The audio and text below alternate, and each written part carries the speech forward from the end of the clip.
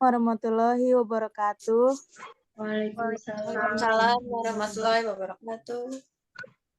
Kenalkan kami dari kelas 7G ingin mempresentasikan tugas mata kuliah Bisnis Internasional yang berjudul Manajemen Pemasaran Internasional Kesiapan Indonesia dalam Menghadapi Pasar Global.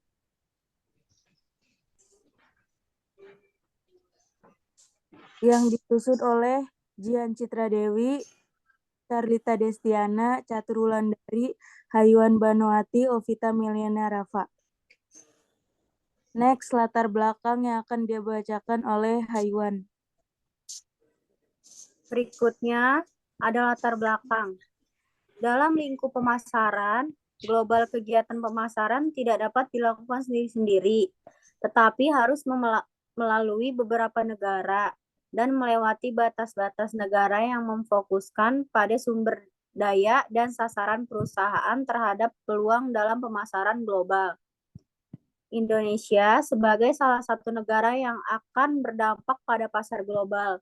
Untuk itu diperlukan beberapa cara yang harus dilakukan untuk kesiapan negara Indonesia dalam menghadapi pasar global. Salah satunya yaitu dengan penerapan Good Corporate Governance. Pada beberapa perusahaan di Indonesia, governance merupakan suatu sistem di mana yang mengoperasikannya adalah manusia. Di sini terdapat 5 prinsip dasar dari Good Corporate Governance. Yang pertama, ada transparansi atau keterbukaan informasi. Yang kedua, accountability, yaitu akuntabilitas. Yang ketiga, ada responsibility atau pertanggungjawaban. Dan yang keempat, independensi atau kemandirian. Dan yang kelima, fairness atau kesetaraan dan kewajaran. Next. Berikutnya adalah rumusan masalah.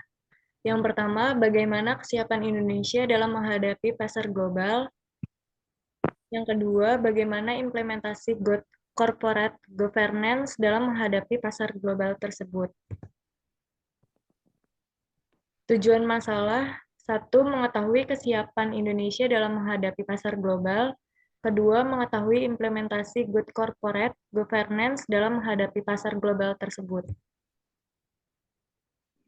Selanjutnya ada landasan teori. Pengertian pemasaran internasional merupakan kegiatan pemasaran yang berusaha menembus lintas batas negara dalam pengertian geografis, politik, hukum, sosial, dan budaya. Pengertian Good Corporate Governance adalah merupakan suatu sistem untuk merencanakan dan mengendalikan suatu perusahaan untuk menciptakan nilai tambah bagi pemegang sahamnya. Dengan bertambahnya berbagai jenis kegiatan usaha yang secara tidak langsung mengupayakan praktik tata kelola perusahaan secara sehat. Kondisi eksternal dan internal perusahaan semakin rumit. Selain meningkatkan daya saing, penerapan prinsip tata kelola perusahaan yang baik juga memberikan perlindungan bagi masyarakat. Menurut Pratnaningsih dan Polis 2012. Selanjutnya ada penerapan Good Corporate Governance di Indonesia. Kajian yang dilakukan oleh ASEAN Development Bank yaitu menunjukkan beberapa faktor yang memberi kontribusi pada krisis di Indonesia. Yang pertama ada konsentrasi kepemilikan perusahaan yang tinggi.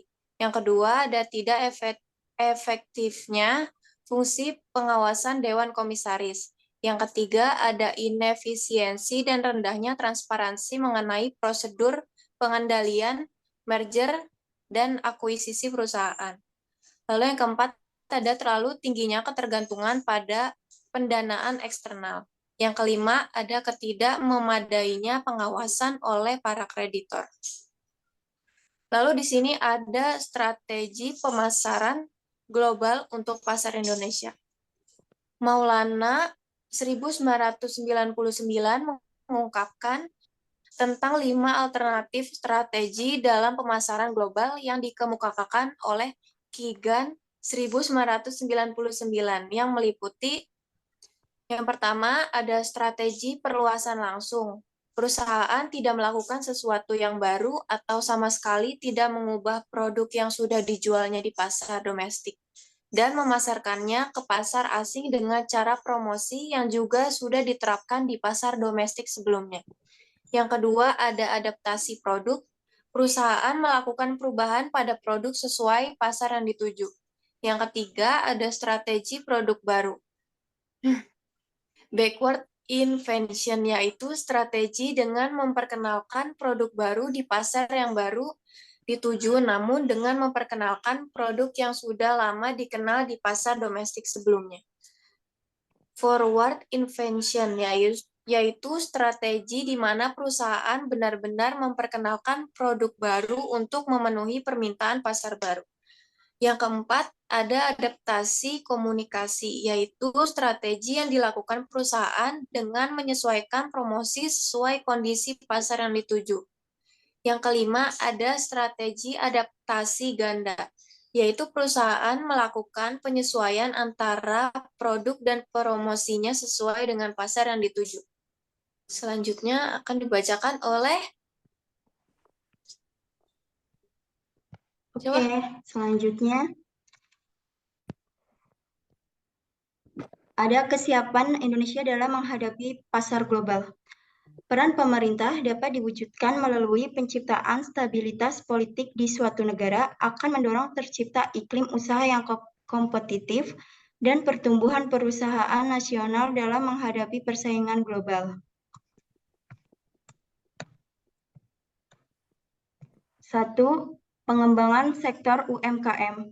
Pihak Kementerian Perindustrian juga tengah melaksanakan pembinaan dan pemberdayaan terhadap sektor industri kecil menengah atau IKM yang merupakan bagian dari sektor UMKM. Kedua, perbaikan infrastruktur.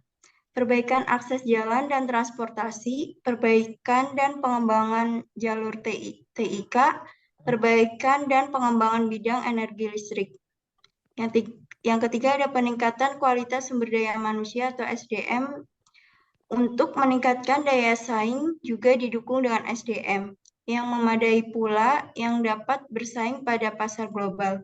Untuk itu, Indonesia terus melakukan pelatihan secara nasional maupun internasional untuk mendukung SDM. Untuk mendukung SDM-nya agar dapat bersaing pada pasar global. Selanjutnya. Good corporate governance dalam menghadapi pasar global.